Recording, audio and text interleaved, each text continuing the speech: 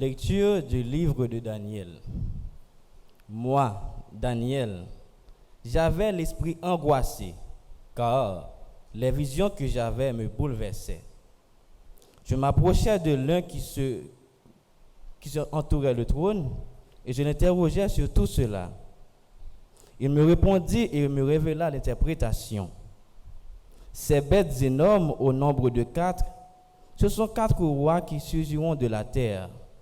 Mais ce sont les saints du Très-Haut qui recevront la royauté et la posséderont pour toute l'éternité. Puis, je l'interrogeais sur la 4e bête qui était différente de tous les autres.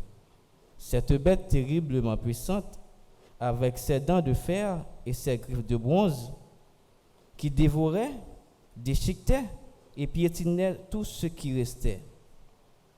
Je l'interrogeais sur les 10 cornes de sa tête et sur cette corne qui lui avait poussé en faisant tomber les 3 autres devant elle. Cette corne qui avait des yeux et une bouche qui tenait des propos délirants. Cette corne qui était plus imposante que les autres.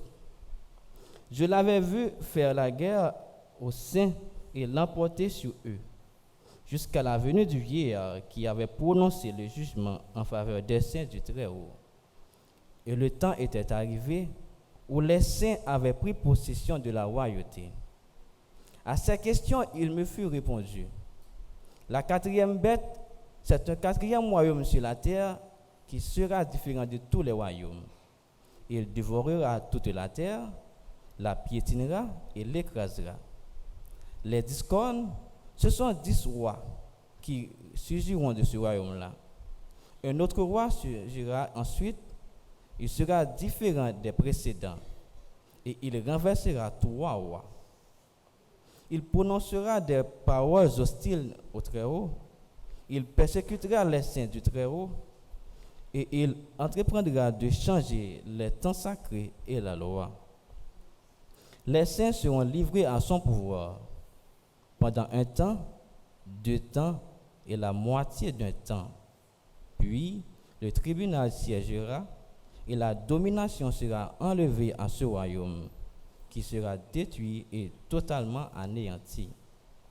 La royauté, la domination et la puissance de tous les royaumes de la terre sont donnés au peuple des saints du Très-Haut. Sa royauté est une royauté éternelle, et tous les empires le serviront et lui obéiront. Parole du Seigneur. Nous rendons grâce à Dieu.